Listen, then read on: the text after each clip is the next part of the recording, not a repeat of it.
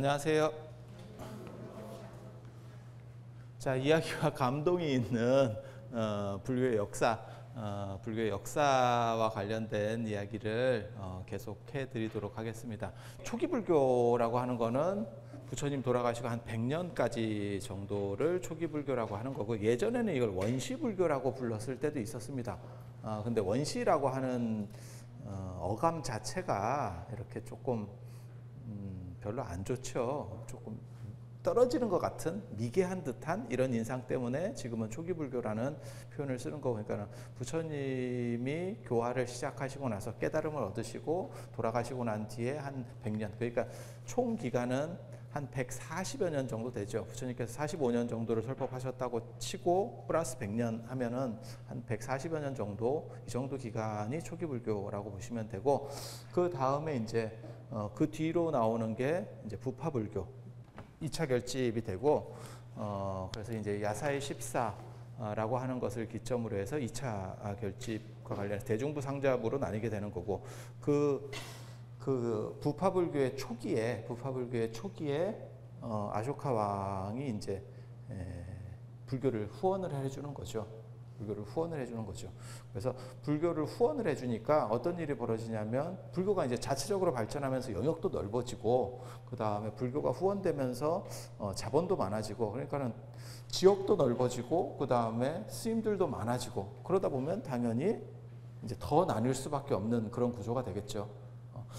세상에요, 다 이치가 마찬가지입니다. 우리나라 한국사를 봐도 조선시대 때 맨 처음에는 훈구 대신들, 훈구파가 주를 잡다가 나중에 살인파가 조광조 계열이 살인파예요. 그래서 살인파 쪽이 결국은 대세를 장악합니다. 그러니까 살인파가 잡으니까 그 다음에 어떻게 되느냐, 동인과 서인으로 나뉘게 되고, 그 살인파 안에서 집권당이 다시 나뉘게 되고, 그래서 서로 경쟁하다가 결국 서인이 이기고, 서인 안에서도 노론, 소론 이렇게 해서 노론이 이기게 되고, 나중에 시파, 벽파, 노론 안에서 또 시파, 벽파 이렇게 계속 이기고 나면 한쪽이 탈락되면 집단이 거대해지니까 또 쪼개지고 또 쪼개지고 또 쪼개지고 뭐 이런 일들이 반복되는 거예요. 그런데 우리나라는 나라가 좀 작기 때문에 그렇게 많이 쪼개지진 않지만, 인도는 워낙 넓으니까 단일 체제나 이런 걸로는 뭘 어떻게 못하죠. 그러다 보니까 20몇 개씩 이렇게 쪼개지게 되고, 20몇 개면 굉장히 대단하게 많은 거 아닙니까? 라고 생각할지 모르지만, 그렇게 쪼개진 것도 우리나라보다 큽니다. 그래서 그런 정도 생각을 하시면 돼요. 그리고 이 부파불교를 소승불교라고 우리가 하는 겁니다. 소승불교라고 하는 명칭은 누가 붙였을까요? 대승에서 붙였겠죠. 그죠? 나중에 대승에서 참고로 말씀드리면, 소승은 대승에 대한 이야기를 거의 하지 않습니다. 부파불교에서는 대승에 대한 이야기를 거의 하지 않습니다. 그런데 대승에서는 이제 부파불교를 소승이라고 계속 씹는 거죠. 한쪽은 씹고 한쪽은 안 씹는다. 무엇을 의미할까요? 왜? 그냥 무시하죠. 상대해주면 같은 반열로 올라오는 겁니다. 같은 반열로 올라오는 겁니다. 그러니까 애플이 삼성은 견제해도 애플이 그 밑에 있는 회사들에 대해서는 잘 견제하지 않습니다. 왜? 잘못 견제해주면 오히려 커옵니다. 이해가 되시죠? 그러니까 소승, 대승 이렇게 하면 소승이 훨씬 적고, 이제 흔히 착각하시는 것 중에 하나가 뭐냐면, 대승이 등장을 하면 이 부파불교, 소승불교는 사라졌을까, 대체됐을까 이렇게 생각하는데, 그렇지 않습니다. 주류는 부파불교입니다. 인도 불교의 주류는 부파불교입니다. 그리고 대승불교는 상대적으로 이렇게 적은 거예요. 그래서 같이 갑니다. 언제까지? 밀교가 등장할 때까지. 밀교 때는 전부 다 흡수돼요. 밀교 때는 전체가 다 흡수돼요.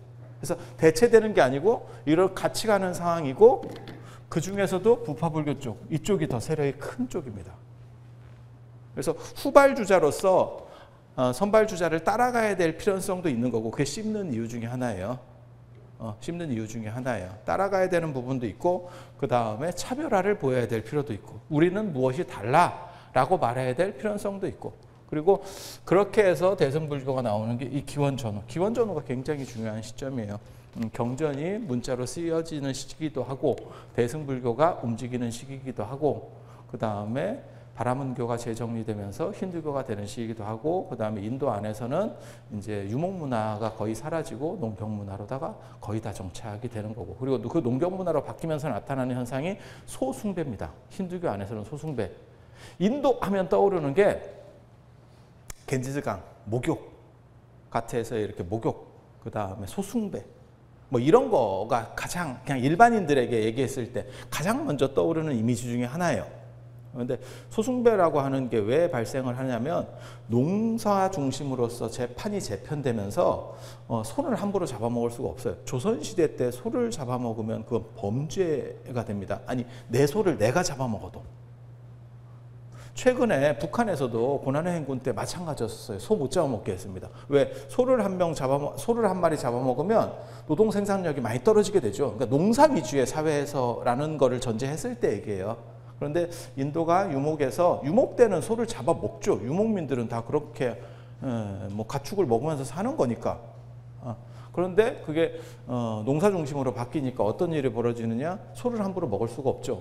근데 그걸 금지식으로 이제 정해야 되는데, 못 먹게 해야 되는데 설득력이 떨어지죠. 계속 먹어왔으니까. 그러니까 어떤 일을 만들어내냐면 종교랑 결부시켜서 시바신에 탈 것이다. 시바신에 쉽게 말해서 전용 자가용이야. 그러니까 함부로 먹으면 안 돼. 라고 해서 종교 금지식을 만들어버리는 거예요. 그리고 그게 성공했죠.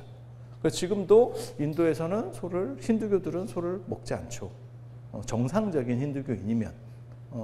그리고 쟤네는 이제 농경 중심으로 바뀌니까 채식 문화가 되는 거고, 그리고 당연히 뭐 우유 같은 경우도 제대로 못 먹게 됐겠죠. 유목 문화에서 농경 문화로 바뀌니까. 예. 그래서 그런 식으로 변환이 일어나고, 그 변환, 그러니까 유목에서 농경으로의 변화에서 가장 중요한 게 소를 금지식으로 정했다는 거. 그리고 굉장히 깜찍한 발상이에요. 한꺼번에 그것을 모든 사람을 설득하는 데 있어서 종교를 가지고 이렇게 딱 연결시켜서 해버리면 효과가 굉장히 빠릅니다. 그러니까 위정자들이 뭔가 생각을 하는 거죠. 예전이나 지금이나 뭔가 생각들이 있는 거예요. 그래서 부파불교하고 대승불교는 같이 한 시대를 같이 갔다는 거고, 대승불교 입장에서는 아무리 부파불교를 이기려고 해도 이길 수가 없었어요. 세력으로는. 왜? 이미 판이 짜져 있잖아요. 중국 불교에서도 마찬가지예요. 교종이 먼저 발생을 하고, 그 다음에 나중에 선종이, 당나라 중기쯤 들어가야 선종하면 우리가 떠오르는 영웅하면 해능스님. 해능스님이 어디 사셨습니까? 그 생각 해보셨어요? 광동성 신주. 처음에 오조 홍인스님을 뵈러 왔을 때 홍인스님이 뭐라 그러냐면, 야, 그 동네도 사람 사냐? 그게 이제 말의 시작이거든요. 야, 그런 총구석에도 사람 살아? 오랑캐에도 불성이 있냐? 여기서부터 대화가 시작되는 거예요. 육조단경에 보면. 그랬더니 이제 해능 스님께서 아주 감동적인 말씀을 하셨죠. 지역에는 남북이 있지만 불성에 남북이 있겠습니까? 저는 그 기록을 보고 너무너무 놀랐어요. 왜? 어떻게 어른한테 이렇게 되바라지게 받아칠 수 있을까? 여러분이 한번 생각해 보세요. 여러분이 행자로 500명의 대중을 이끄는, 쉽게 말해서 방장스님을 뵈러 갔어. 나 지금 행자로 이제 들어가려고. 그런데 그 방장스님이 만나 주신 것만 해도 대단한 거예요. 지금 여러분들이 만약에 본사에 들어갔어. 행자로 들어갔어.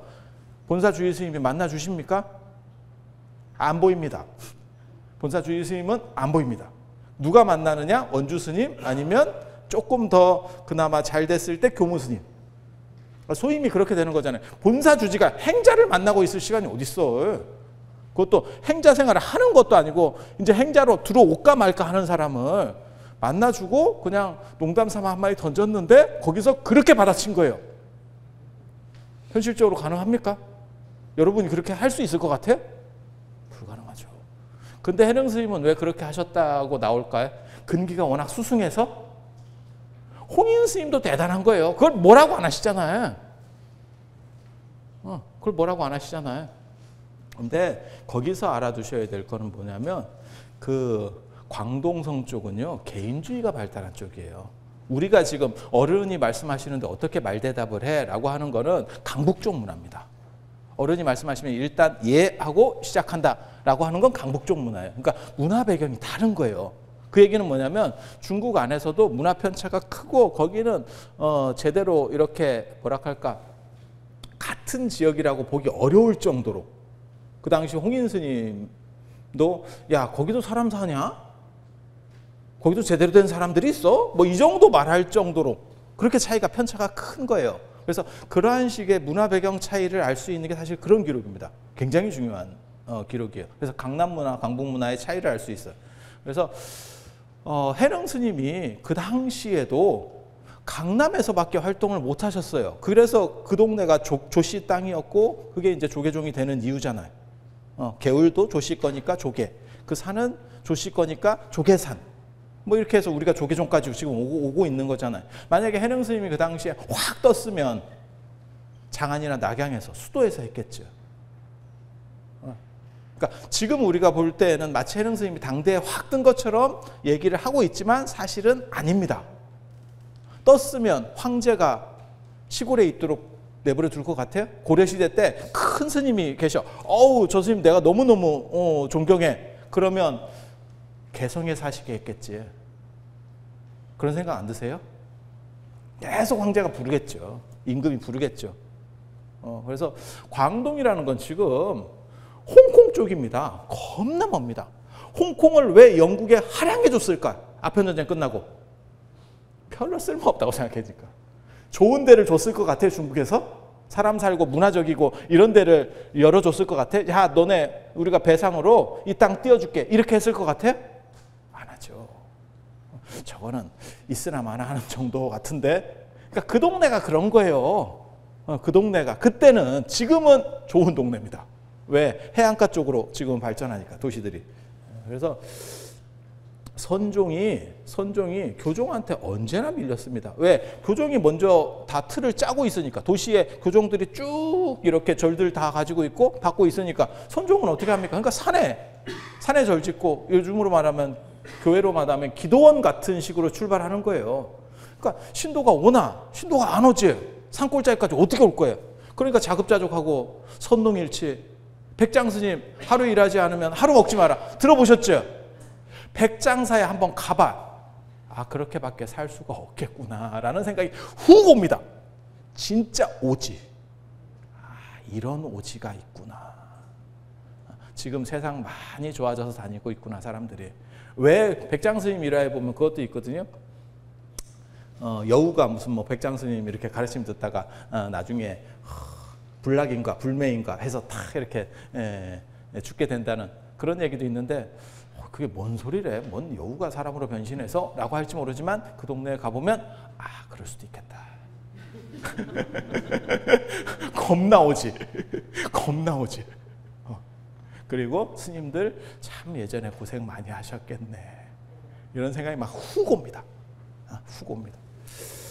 그래서 그런 식으로 살 수밖에 없는 거고, 선종에서는 교종을 씹죠.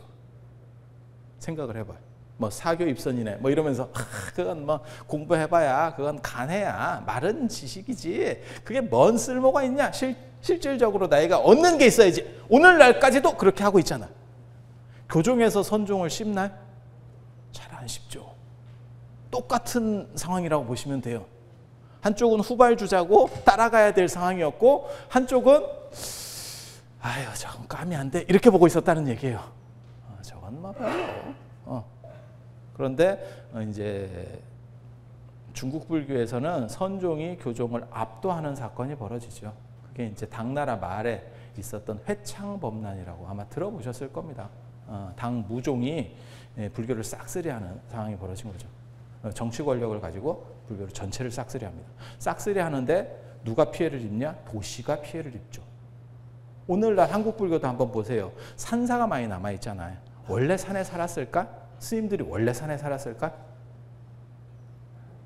고려시대 때나 신라시대 때 이렇게 불교가 국교일 때 산에 살 필요가 있을까? 그 생각 안 해보셨어요? 도시에 다 산 거예요. 원래는 큰 절은 다 도시에 있었어요. 그러면 산에 있는 절들은 뭡니까? 도시가 꽉 차고 산에까지도 있었던 거죠.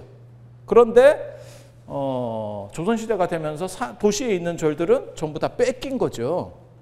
양반들이 리모델링해서 내 집으로 써야지. 안 그러면 조금 산에 있더라도 좀 가까운 데는 서원으로 바꿔버리고 다 이런 식으로 해서 다 뺏긴 거예요. 그래서 깡촌에 있는 절들만 남았죠. 그래서 그 구조를 생각하시면 돼요. 똑같다고 생각하시면 돼요. 한쪽에서는 씹고 한쪽에서는 안 씹고 라고 하는 것은 이쪽이 후발이구나. 그런데 중국 같은 경우는 정치 권력에 의해서 교종이 한번 도시에 있는 절들이 싹 드러나니까 산에 있는 쉽게 말해 선종이 내려오기가 쉬웠던 구조가 만들어지는 거. 판이 비었네. 어느 순간에 정치 권력에 의해서 싹쓸이를 당하니까. 그러니까 선불교 중심으로 싹 판이 재편되는 거고, 이쪽은 그런 상황이 없었어요. 그러면 어떤 일이 벌어질까? 이 부파불교를 이기기 위해서는, 대승불교에서 이 소승을 이기기 위해서는 어떤 식으로 하면 될까? 해외 거점을 뭘 만들거나 뭘 진출해야죠. 그러니까 우리나라 내수시장에서는 도저히 예를 들어서 그런 거예요. 뭐 LG폰하고 삼성폰하고 삼성폰은 LG폰이 이길 수가 없어. 그러면 저걸 어떻게 반격을 해야 될까? 중국 같은 데서 만약에 대박이 나면, 뭐 그냥 가정하는 거예요. 비유예요, 비유. 아니면 인도 시장에서 LG가 대박이 나가지고 엄청나게 팔려. 그러면 오히려 그 힘을 가지고 삼성을 누를 수 있겠죠. 역전의 가능성이 있는 거죠. 그냥 내수 시장만 가지고는 절대 못 이기죠. 그렇게 해서 외부로 진출을 하다가 얻어 걸린 게 중국입니다. 중국입니다. 그럼 부파불교는 왜 외부로 막 나갈 생각을 안 했을까? 부파불교도 중국으로도 가고 뭐 다 하면 되잖아요. 왜 안 갔을까? 내수가 튼튼하니까.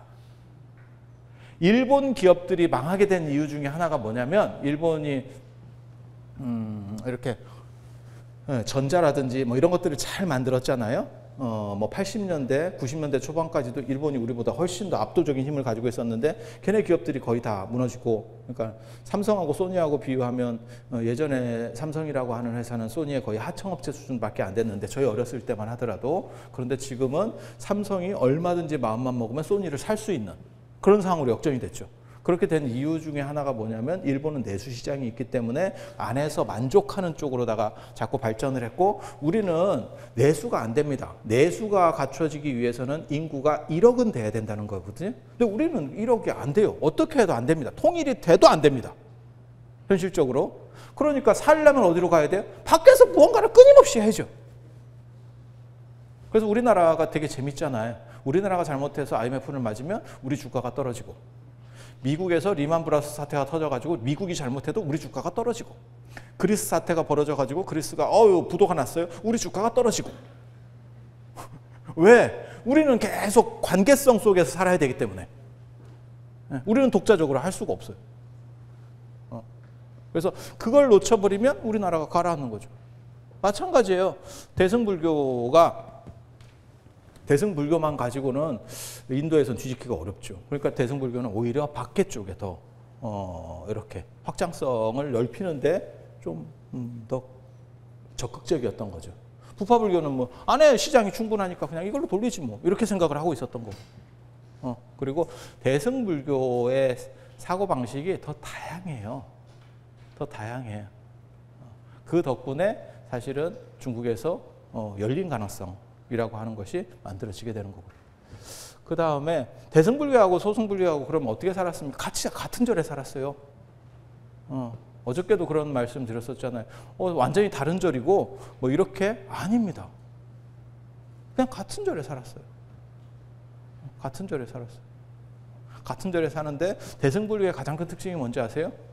고기를 안 먹는다는 거예요. 소승불교는 정육은 얼마든지 먹어도 된다라고 하는 거고, 대승불교는 고기를 안 먹어요.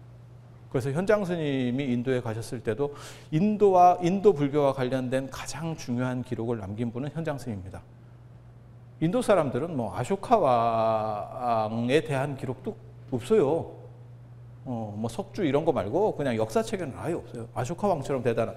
그러니까 뭐라고 생각하시면 되냐면, 중국의 역사책에 진시황이 안 나오는 거예요. 이게 뭐래? 진시황이 어떻게 보면 획을 긋는 사람인데도 불구하고.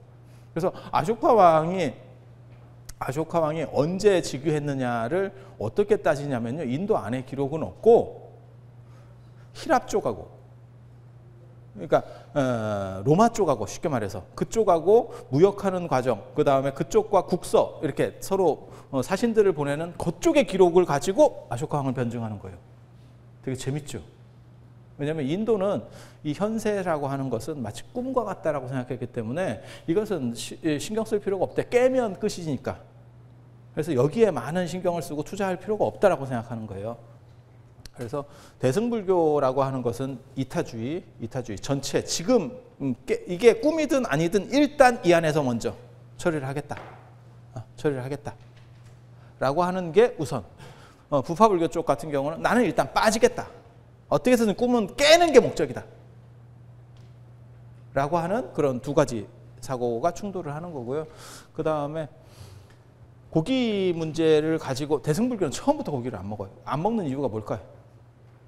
기원 전후에 대승불교가 만들어진 기원 전후에 아까 얘기했잖아요. 유목문화에서 농경문화로 바뀌었다고. 부처님 당시에는 고기를 드실 수밖에 없었어요. 왜? 그때는 유목문화예요. 그러니까 그 사람들이 먹는 음식을 탁발로 그냥 걸식으로 받은 거잖아요. 그러면 가서 탁발하면서 야 고기 빼 이렇게 복화수를 할 수는 없잖아. 야 고기 빼 이렇게 할 수 탁발할 때는 말을 할 수 없게 돼 있습니다. 음식을 받은 뒤에 말을 할 수 있게 돼 있어요. 그전에는 말을 할 수가 없도록 돼 있어요. 왜? 말을 하면 사람이 음식이 내 집에 남았어. 그래서 내가 탁발 오면 뭐 이렇게 음식을 드려야지. 그런데 그 남아서 주려고 하는 거는 맛있는 걸 줄 것 같아요? 맛없는 걸 줄 것 같아요? 신심에 따라서 다르겠지. 근데 이제 보통 신심이 별로 없는 사람은 좀 C급을 주려고 음식을 여러 가지 했는데 한 C급을 주려고 내가 갖고 왔어. 근데 그 스님이 딱 탁발을 받으면서 미리 말을 하는 거예요. 막 법문을 딱 설하고 막 축원을 하는데 그냥 막 말하는 거야. 그럼 갑자기 사람이 오호 이러면서 잠깐만 기다리세요. 그래서 퍼뜩 들어가서 C급을 놓고 A급을 갖고 와. 이렇게 되면 어떻게 되냐면 스님들이 끊임없이 이게 발전을 하는 거예요. 그래서 부처님께서 뭐라고 말씀하시냐면 절대 먼저 탁발 전에 탁발이 완료되기 전에는 말하면 안 된다. 그러니까 무조건 침묵으로 받는 거예요. 받고 난 뒤에 축원이나 법문을 해주는 거예요. 룰이 그렇게 돼 있어요. 왜? 그렇게 해서 그 사람을 기쁘게 해주고 그 다음에 그 사람에게 복됨이 돌아가도록 해야 불교가 늘어나니까. 이게 포교라고 하는 건 굉장히 중요한 거예요. 포교가 안 되면 사실 불교의 존립 자체가 없는 거죠. 그래서 룰이 그렇게 돼 있어요. 그래서 유목문화일 때는 당연히 고기를 먹을 수밖에 없고 기원 전후에 아까 무슨 일로 바뀌었다고요? 농경으로 바뀌었다고요. 그리고 이미 소를 안 잡아 먹는 상태로 사람들이 돌아가기 시작하고 그 다음에 고기 먹는 걸 약간 천하게 보는 식으로 바뀌기 시작하는 거예요. 지금 우리나라 생각하시면 돼요. 지금 자발적 채식주의자들이 상당히 늘어나거든요. 아니 그 불교 쪽이 아니고 그냥 일반 젊은 애들도 유럽이나 이런 데서는 마찬가지입니다. 유럽이나 뭐 미국이나 이런 데서는 마찬가지입니다. 채식주의자들이 계속 늘어나고 있는 거예요. 왜? 그것이 조금 꺼림칙하다고 생각하는 거지. 육류를 소비하는 것이 생선이나 이런 것들을 먹는 것들이 약간 꺼림칙하다고 생각하는 거예요. 그래서 윤리적이고 도덕적이고 뭔가 어느 정도 이상을 갖춘 사람으로서 그것을 먹는 게 타당한가에 대해서 자기 비판을 하면서 그냥 선택적으로 나는 뭐 먹지 않. 물론 완전히 안 먹는 사람도 있고 선택적으로 안 먹는 사람도 있고 몇몇 가지를 빼는 사람도 있고 뭐 나는 생선은 먹지만 뭐 육류는 안 먹어. 뭐 별 종류가 다 있습니다. 채식주의라고 해서 다 동일 채식주의는 아니에요. 하지만 그러한 흐름들이 점점 커진다는 것은 여러분도 아시잖아요. 그러니까 그런 식 속에서 대승불교는 만들어졌던 거예요. 그런 배경 속에서. 그러니까 우리는 먼저 선제적으로 안 먹는 쪽으로 한다. 그런 쪽으로 룰을 정해버리는 거예요. 그래서 현장 스님께서 인도에 가서 아주 기가 막힌 거를 보셨죠. 기가 막히면 그게 대안탑이라고 기러기탑입니다. 기러기탑. 나중에 이제 중국으로 오셔서 안탑을 당신도 기러기탑이 있다는 걸 보고 너무너무 감동을 하는 거예요. 당신이 오셔가지고 중국에도 기러기탑을 만들거든요. 그게 지금 현재 남아있는 장안 자은사의 대안탑이에요. 대안탑, 큰 기러기탑 이렇게 되는데 그건 원래 이름은 안탑입니다. 기러기탑입니다. 어떤 절에 갔더니 탑이 하나 큰 게 있어. 그래서 현장 선생님이 물어본 거예요. 저 탑은 누구 탑이에요? 이제 이런 식으로 얘기가 된 거예요.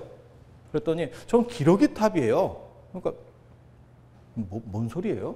뭔 기러기탑이 다 있어요? 그랬더니 뭐라고 얘기하냐면 같은 절에 살았다 그랬잖아요. 같은 절에. 그러니까 무슨 일이 벌어지냐면 이 부파불교 스님이 이제 스님들이 이제 밥 먹고 약간 이제 노닥거리고 있었는가 봐. 그냥 이렇게 차담, 우리식으로 말하면 차담하고 지대방에서 이렇게 약간 이러고 있다가 하늘의 기러기가 줄지어서 이렇게 V자로 날아가잖아요. 쫙 이렇게, 그죠? 쫙 날아가니까 한 스님이 그랬대. 야, 저거 먹으면 맛있을 것 같다. 아, 저거 하나 먹으면 맛있겠는데? 저게 뭐 치킨이 날아댕겨? 갑자기 치킨이 땡기는데? 뭐 이런 식으로 농담을 했다는 거예요. 아니, 그냥 농담이니까 그걸 뭐 그렇게까지 탓할 거는 아니에요. 그랬는데 그 말이 끝나니까 기러기가 그 스님 앞으로 추락해서 죽더라는 거예요. 떨어졌어요. 하나 먹어라. 그랬더니 이 스님이 그냥 이렇게 장난삼아, 아이고야, 저거 한 마리, 이러고 있다가 C급을 한 거예요. 세상에나. 이러면서 부처님께서 고기를 삼정육, 오정육 얘기가 나오잖아요. 그게 이제 깨끗한 고기, 그러니까 나랑 관련이 없는 고기입니다. 정확하게 말하면 나랑 관련이 없는 고기를 먹어도 된다고 말씀하셨지만 그거는 그 당시 방편설이고, 아마 살생이라고 하는 부분에 외연을 넓히면 당연히 안 먹는 게 맞는데 우리가 지금 이렇게 살고 있으니까 경책을 하시는 것 같다라고 하면서 그걸 먹은 게 아니고 그 위에 탑을 쌓고 그게 이제 점점 연기가 되면서 그 이야기들이 퍼지면서 탑이 커진 거예요. 그래서 현장 스님이 그 탑을 보고 너무너무 감동해서 중국에 와서 당신도 안탑, 기러기 탑을 쌓습니다. 그리고 경전을, 당신이 모시고 온 경전을 보관하고 뭐 이런 이야기들이 있어요. 그래서 현장 스님 기록에 보면 뭐라고 나오냐면 소승과 대승은 똑같이 살고 있고 형태로는 구분할 수가 없다. 단 육식을 하느냐 안 하느냐의 차이로 구분이 될 뿐이다. 이렇게 얘기한다고. 그러니까 외부적인 이러한 모습으로는 구분이 안 되는 거예요. 지금 우리도 비슷하죠. 뭐 조계종이나 태고종이나 뭐 천태종이나 그냥 승복 입고 있으면 구분을 못 하죠. 뭐 그런 거 생각하시면 되는 거예요. 그런 거 생각하시면 돼요. 그래서 기원전 후에 대승불교가 만들어지는데 이 대승불교는 어저께도 말씀드린 것처럼 하나의 시작으로 해서 이렇게 갈라진 게 아니에요. 부파불교는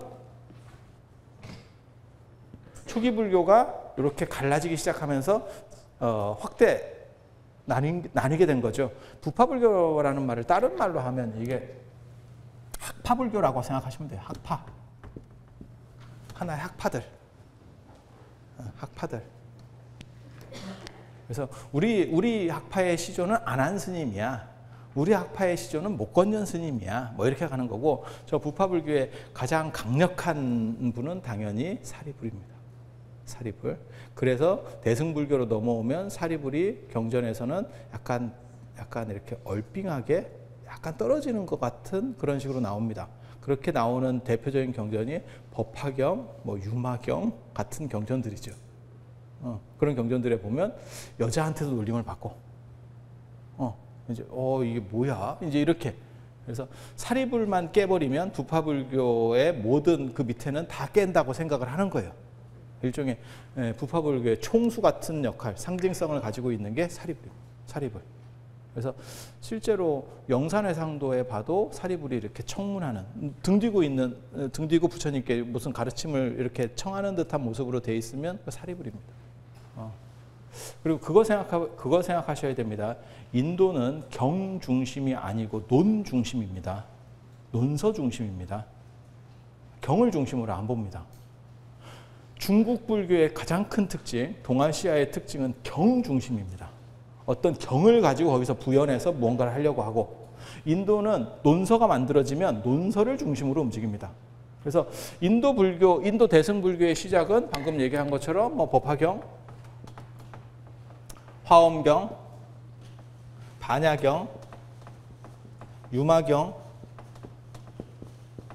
그 다음에 뭐 정토계 경전들, 뭐 아미타경, 무량수경, 뭐 이런 정도, 이런 경전들이 처음에 만들어지지만 결국 인도 대승불교의 2대 강자는 3논, 중론, 백론, 12문론을 중심으로 하는 3논, 중관파죠, 중관파. 그 다음에 유식파. 유식에는 5대 논서라고 하는 게 있잖아요. 5대 논서라고 하는 게 있잖아요. 육아사지론을 대표로 하는 5대 논서. 현장 스님도 인도에 가실 때 유가사지론을 배우러 간 겁니다. 이 유가사지론. 유가사지론 100권. 제가 20대 초반까지 경유를 다 봤는데 유가사지론 보다가 이건 도저히 안 되겠다. 인도 배경을 모르면 진짜 어렵습니다. 뭔 소리인지 잘 못 알아듣겠어요. 경이 쉽고 논이 어렵습니다. 논이 어렵습니다. 경이 쉽습니다. 그래서 인도 불교의 가장 큰 특징은 논 중심이라는 거고요. 중국 불교는 경 중심이에요. 그것도 기억하셔야 됩니다. 논 중심이라는 얘기가 뭔 뜻일까요? 훨씬 더 분석적이라는 뜻이에요. 말이 많다는 얘기죠. 경 중심이라는 건 무슨 뜻이냐면요. 경은 범범해요. 세밀하지 않아요. 그렇게. 그러니까 이렇게도 생각해 볼 수도 있고 저렇게도 생각해 볼 수도 있고 읽으면서 다양성이라는 게 있어요. 다양성이라는 게. 그러니까 머리 좋은 분들이 딱 붙으면 어떤 일이 벌어져? 그 경에 대한 주석서를 쫙 쓰면서 자기 생각을 얘기할 수 있는 거죠.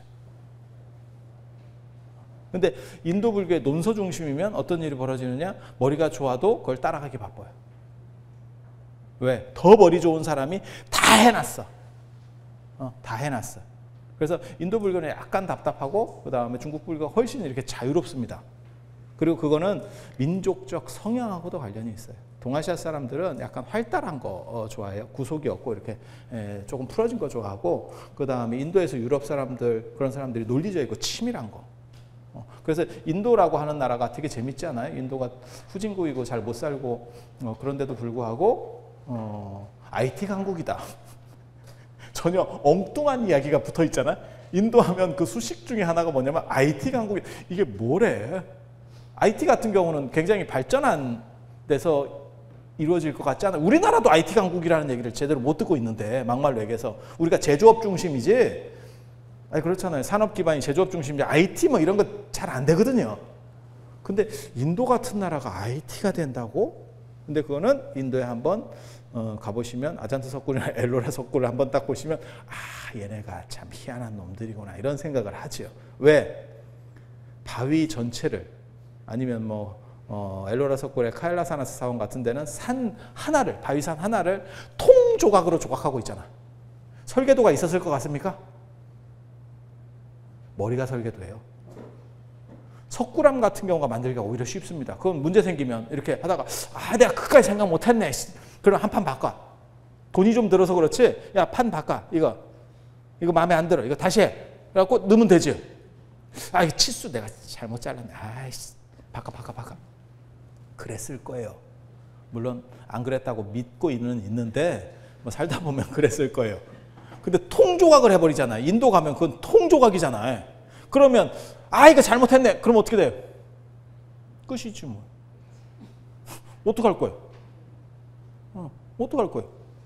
근데 걔네 조각들 보세요. 뭘 어디 받치고 뭐 여기 땜빵을 하고 이런 게 아니잖아요. 그냥 막 그게 머릿속으로 공간에 대한 인식이 얘네가 굉장히 좋아서 그래요. 그래서 불교 경전도 보면 되게 재밌습니다. 처음에 이렇게 하면 경전을 열면 시문, 시주, 처중 이래서 육성취라는 게 나오잖아요. 그러니까 나는 이와 같이 들었다라고 하지만 그 뒤로 뭐가 나오냐면 한때에 부처님께서는 어느 곳에 계셨다. 장소에 대해서는 정확하게 나와요. 그런데 시점은 안 나와. 그냥 한때예요. 어디든 한때. 한 번만 더 이 경전을 정리하시는 분들이 부처님 성도하시고 몇 년 뒤에라는 걸 한 번만 써줬으면 우리가 이렇게 안 헷갈려요.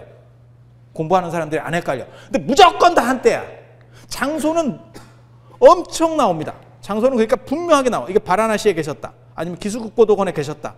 뭐 왕사성에 계셨다. 영추산에 계셨다. 뭐 이렇게 장소는 정확하게 나와. 시간은 개념이 없어요. 시간은 이 사람들이 개념이 없어요. 그래서 이 사람들은 공간적인 사람이에요. 공간적 사유를 하는 사람이에요. 그래서 불교 경전을 또 열었을 때 그 한때 어디에 계셨다. 그 다음에 청중 나올 때 보면 대승경전은 언제나 그렇습니다. 수많은 세계에서 보살들이 이렇게 운집하죠. 그러면 한참 우리가 그걸 생각하다가 이거 도저히 생각이 안 돼. 그럼 그냥 자막으로 읽고 넘어가요. 왜? 우리는 공간적 사고가 그렇게 발전하지 않았기 때문에. 그런데 우리에게는 시간적 사고, 동아시아의 특징이 시간적 사고가 발전해 있어요.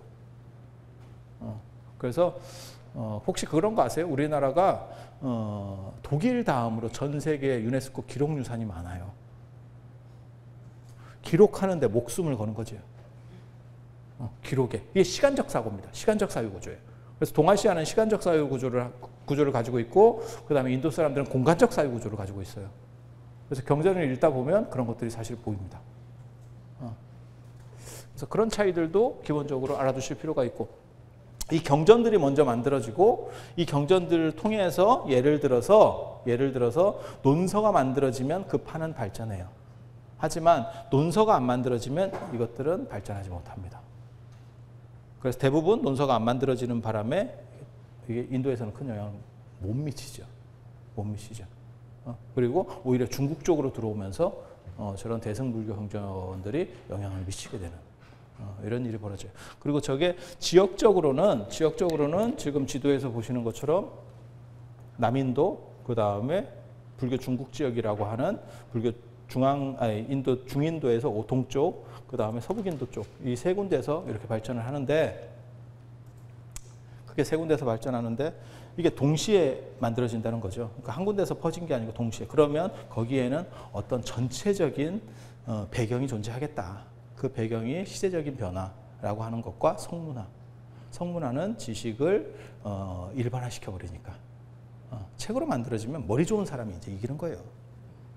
그리고 그런 것들이 배경이 돼서 결국 이런 경전들이 만들어졌을 거다. 그리고 물론 여기에서의 핵심 중에 하나는 뭐냐면 부처님에 대한 그리움이죠.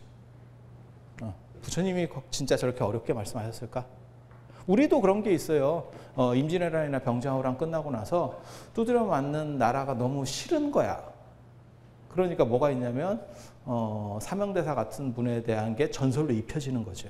그래서 일본에 가서 새로 된 방에다가 사명대사를 가둬서 불을 떼고 있는데 얼음빙장가 하나 써놓고 하니까 막 고드름이 열렸다. 그래갖고 문을 딱 따보고 죽었을 거야. 이렇게 생각하고 문을 딱 따보니까 뭐가 있냐면, 야, 이놈 새끼들 왜 불을 안 떼가지고 이렇게 춥게 만드느냐. 뭐 이런 이야기들이 막 있는 거죠. 그래서 그게 민중적 어떤 반로예요. 민중적 반로. 그런 이야기들이 많습니다. 오성과 한음 이런 거 들어보셨죠? 오성과 한음이 둘이 친구였고 어쩌고 하면서 그런 얘기들이 있잖아. 많은 일화들이 있잖아. 오성과 한음 과거 시험장에서 처음 만난 사람들이에요. 걔네 친구 아닙니다. 물론 그 뒤로 친구. 그러니까 우리가 생각하는 것처럼 어렸을 때부터 막 개구장이었고 개인이 그랬을 수는 있어. 하지만 같이는 안 했어. 왜냐하면 과거 시험 보러 가서 만날 정도면 상당히 나이 든 뒤에 만나요. 그 나이 때 그런 장난치면 조기 치매지. 그래서 그렇게 되는 게 아닙니다. 그렇게 되는 게 아니에요. 그리고 밀교는 굉장히 중요합니다. 밀교는 대승불교 쪽이고, 그리고 밀교가 만들었을 때는 부파불교가 밀교 쪽으로 들어가요. 그리고 나중에 1203년에 인도 불교가 공식적으로는 끝났다라고 모든 불교사 책에서 그렇게 얘기합니다. 인도에 3대 사원이 있어요. 우리는 이제 나란다만 아는데, 나란다 대학 들어보셨잖아요. 그죠? 나란다. 승려가 10,000명. 나란다가 유명해지는 이유는요, 사실 현장 스님이 거기서 유학을 했기 때문에 그래요. 중앙승가대도 한국의 나란다 대학처럼 이렇게 얘기하는데, 사실 나란다 대학보다 더 큰 절이 있었죠. 3대 사원이 나란다, 그 다음에 비크라마실라, 그 다음에 오란다푸리, 이렇게 3대 사원이라고 하는데, 그 중에서 비크라마실라 사원이 오히려 더 인도 후기에는 더 컸어요. 그래서 비크라마실라 사원이 사라진 거를 기점으로 이 1203년이라는 게 그걸 얘기하는 거예요. 만약에 나란다가 더 중심이었으면 나란다가 완전히 사라진 걸 기점으로 잡았겠죠. 그러니까 조금만 생각해 보시면 돼요. 그런데 현장 스님 영향이 굉장히 강력하기 때문에 현장 스님이 나란다에서, 나중에 그런 얘기 제가 잠깐 해드리겠지만, 나란다에서 거의 최고급까지 올라가요. 그리고 그 당시 인도 전체의 종교 학술 대회에서 1등하고, 그게 무차 대회에서 1등하고 막 이러면 현장 스님이 날리고, 현장 스님이 중국으로 왔을 때, 여러분이 중국 불교에서 많은 스님들을 아실 거예요. 그러니까 화엄정 하면 현수법장 스님, 우리 선종의 해능 스님, 대감 해능 스님, 그다음에 천태종의 지의 스님, 뭐 이런 분들 다 대단하신 분인데 살아서 신격화까지 되는 건 현장 스님이 유일합니다. 현장 스님은 너무너무 대단해요. 그래서 살아서 신격화된 중국 불교사의 유일한 인물이 현장 스님이에요. 원효 스님 같이 머리 좋고 대단한 분들, 그 다음에 의상 스님 같은 분, 다 현장 스님 제자 되려고 하는 거예요. 스토리가 그렇게 되는 거예요. 저 밑에서 한번 배워봤으면. 그런 식으로 가는 거예요. 그러니까 현장 스님 레벨이라고 하는 건 대단한 거예요. 대단한 거예요. 단순히 그 원숭이 데리고 인도 가고 이런 거 아닙니다. 무슨 공마단 출신 이런 거 아닙니다. 그래서 현장 스님이 나란다에서 이렇게 하는 얘기 때문에 나란다가 동아시아에 굉장히 유명해진 것 뿐이지 실제로는 인도 불교의 말기에는 비크라마실라 사원이 훨씬 더 대단한 사원이고 그것을 끝으로 중점을 잡는 거예요. 이 부분에 있어서는 나중에 조금 더 말씀을 드릴게요. 왜냐하면 인도 불교가 사라지게 되는 것은 굉장히 특이한 현상 중에 하나거든요. 그렇기 때문에 그 부분에 대해서 말씀을 드릴 거고 지금 전체적인 개괄적인 얘기는 이렇게 한번 정리를 해드리는 거고 이 중에서 중요한 거는 꼭 기억하세요. 부파불교가 대승불교에 의해서 대체된 게 아니라더라. 그 다음에 부파불교가 대승불교보다 밀교까지 갈 때까지 더 컸다더라. 세력이 더 컸다더라. 그리고 경전들을 중심으로 해서 이렇게 시작이 됐지만 그것이 논서로 만들어지는 거는 얼마 없다더라. 잠깐 한 10분 쉬었다가 또 말씀드리도록 하겠습니다.